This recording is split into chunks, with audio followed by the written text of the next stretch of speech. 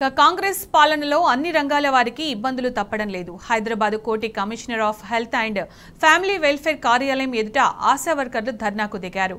కాంగ్రెస్ ప్రభుత్వం వచ్చినప్పటి నుంచి అధికారుల వేధింపులు పెరిగాయని ఆరోపించారు.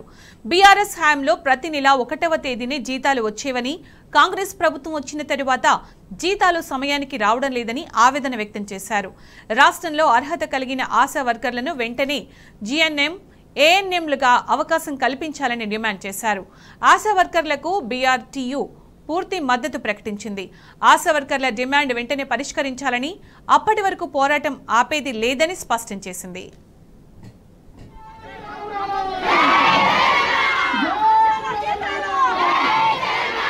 మనం ఇక్కడికి ఇట్లా రావాలని లోను పోవాలనేది అనుకోలేదు. మనం అక్కడే ఉండాలని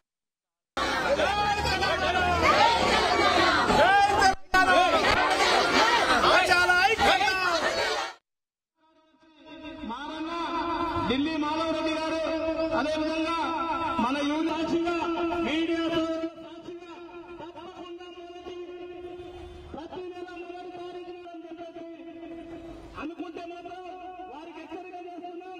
బీఆర్టీఓ నాయకత్వంలో అట్లాంటి కేసీఆర్ గారి ఇంటికి పిలిచి భోజనాలు పెట్టి దాదాపు 10,000 వరకు జీతం నుంచే స్థాయికి తీసుకొచ్చినందుకు గత కేసీఆర్ గారు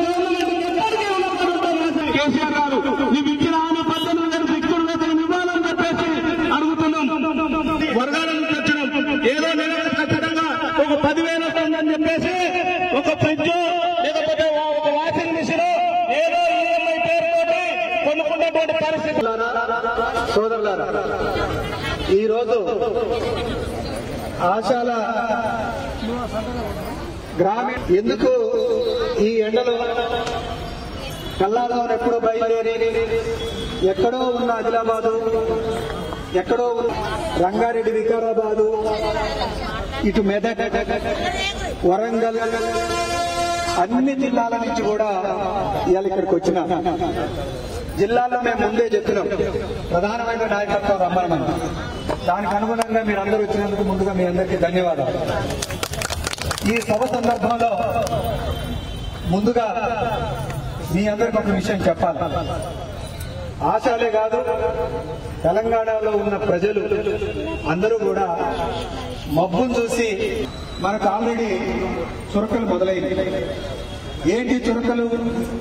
ఇంతకు ముందు జీతాలు మీ అందరికీ కూడా ఆ రోజు కరుణ గారు కమిషనర్ గా ఉన్నా లేదు, ఈటల రాజేంద్ర కాంచి, లక్ష్మారెడ్డి గారి కాంచి, హరీష్ రావు గారి, ప్రధాన కార్యదర్శి మారన్న, ఢిల్లీ మాధవ్ రెడ్డి గారు, అదేవిధంగా మన యూత్ సాక్షిగా, మీడియా సాక్షిగా తప్పకుండా ప్రతి నెల